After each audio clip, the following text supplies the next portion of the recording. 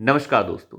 2001 में तत्कालीन प्रधानमंत्री अटल बिहारी वाजपेयी की सरकार को गिराने वाले लोगों की साजिश का पर्दाफाश हो चुका है। ये वही लोग हैं जो अल्पमत की सरकार को चलने नहीं देना चाहते थे और चाहते थे कि ये सरकार बदनाम हो जाए, बर्बाद हो जाए और फिर गिर जाए।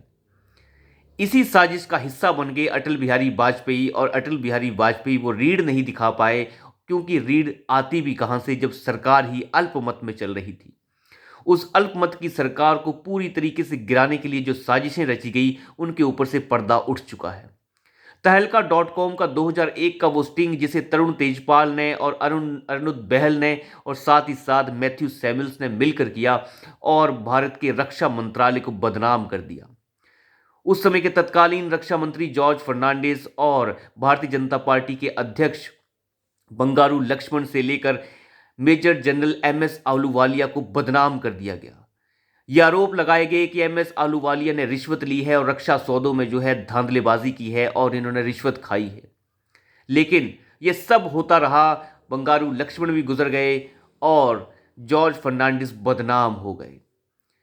लेकिन एमएस आहलूवालिया खड़े रहे और उन्होंने ये पूरी की पूरी जंग कोर्ट में लड़ी और मानहानि का केस तहलका डॉट कॉम पर लगा के रखा। और आज 2023 22 जनवरी 2024 को इसका फैसला आ चुका है। फैसला तो इसका लगभग जुलाई 2023 में भी आ चुका था, लेकिन आज 2024 12 जनवरी को तहलका डॉट कॉम के उस तरुण तेजपाल ने माफी मांग ली है दिल्ली हाई कोर्ट की 2 बेंच के सामने। अब अंदाजा लगा के देखिए कि 2 जजों की बेंच के सामने तरुण तेजपाल ने ये माफी मांगी है कि हमने स्टिंग ऑपरेशन जो किया उसमें हमने सब गलत दिखाया था। एमएस आहलूवालिया ने कोई भी रिश्वत नहीं मांगी थी, ना तो उन्होंने रिश्वत ली थी। और हम माफी मांगने के लिए तैयार हैं, बिना शर्त हम माफी मांगने के लिए तैयार हैं। हम अंग्रेजी अखबार में भी ये प्रकाशित करने के लिए तैयार हैं कि हमने जो है गलत किया और एमएस आहलूवालिया ने कोई रिश्वत नहीं ली थी और ना तो रिश्वत मांगी थी। और हम 10-10 लाख का जुर्माना देने के लिए भी तैयार हैं। आप अंदाजा लगा के देखिए कि कैसे उस समय जो है ये सोनिया गांधी के चट्टे बट्टे जो हैं, ये उस सरकार को गिरा देना चाहते थे, क्योंकि तहलका डॉट कॉम के साथ तो कपिल सिब्बल के जुड़े होने के पूरे सबूत हैं। पैसा लगाया था कपिल सिब्बल ने उस समय तहलका डॉट कॉम के अंदर, और बोलबाला होता था इस तहलका डॉट कॉम के तरुण तेजपाल का, जो स्टिंग ऑपरेशन के नाम से जाना जाता था। 2001 में तरुण तेजपाल ने तहलका डॉट कॉम को शुरू किया और उसने स्टिंग ऑपरेशन का एक लंबा चौड़ा जो है सिस्टम बना दिया।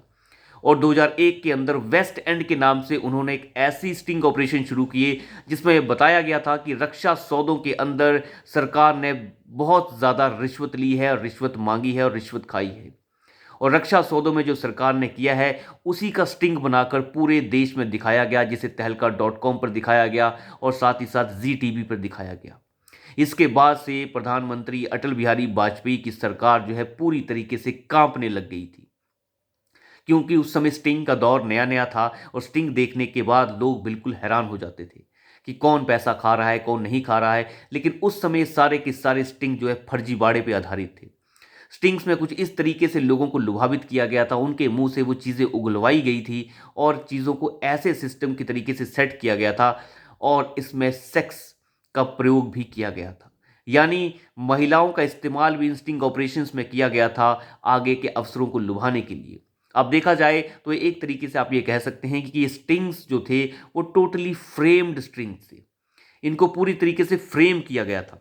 लेकिन एमएस आहलूवालिया के ऊपर जो आरोप लगाए गए थे कि रक्षा सौदों में उन्होंने रिश्वत खाई है, आज ये लोग जो है माफ़ी मांग रहे हैं और मेजर जनरल एमएस आहलूवालिया से उन्होंने माफ़ी मांगी है 2024 12 जनवरी को, और कहा है कि हमने जो भी किया वो गलत किया और हम जो है फाइन भरने के लिए तैयार हैं। हम फाइन भरने के लिए तैयार हैं, माफ़ी मांगने के लिए तैयार हैं। क्या माफ़ी इसके लिए काफ़ी है? मुझे नहीं लगता कि इसके लिए माफ़ी काफ़ी है। मेरा मानना है कि केंद्रीय सरकार को और केंद्रीय गृह मंत्री को इसके अंदर जो है थोड़ा सा इंटरफेयर करना चाहिए और नेशनल इन्वेस्टिगेटिंग एजेंसी को इनके पीछे लगाकर ये पता करना चाहिए कि इन्होंने ये सब किया क्यों।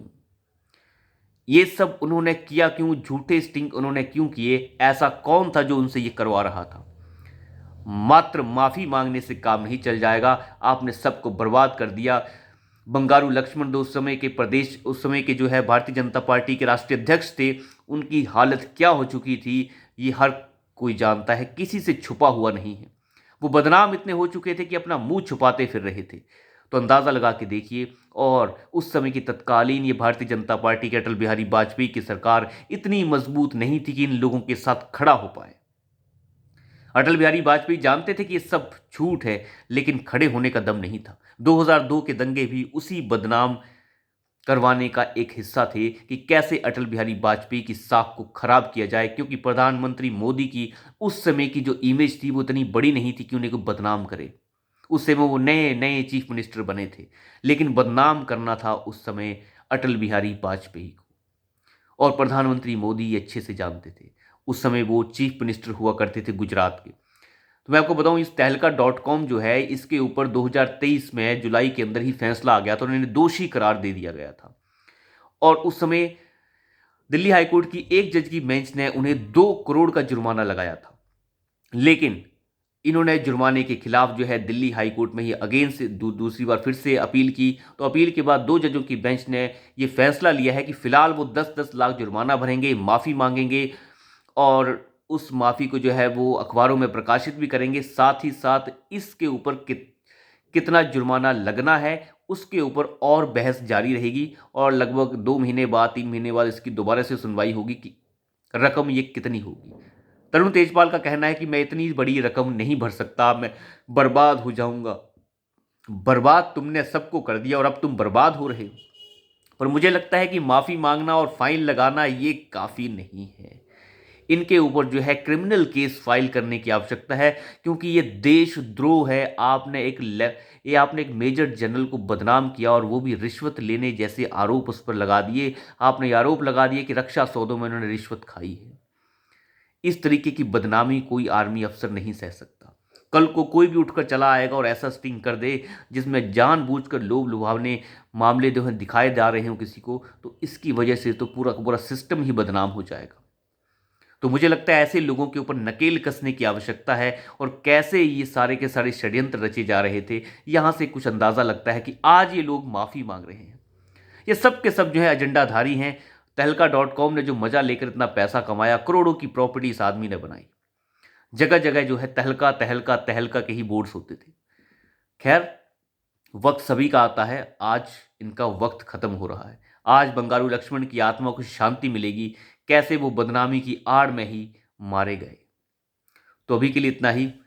धन्यवाद।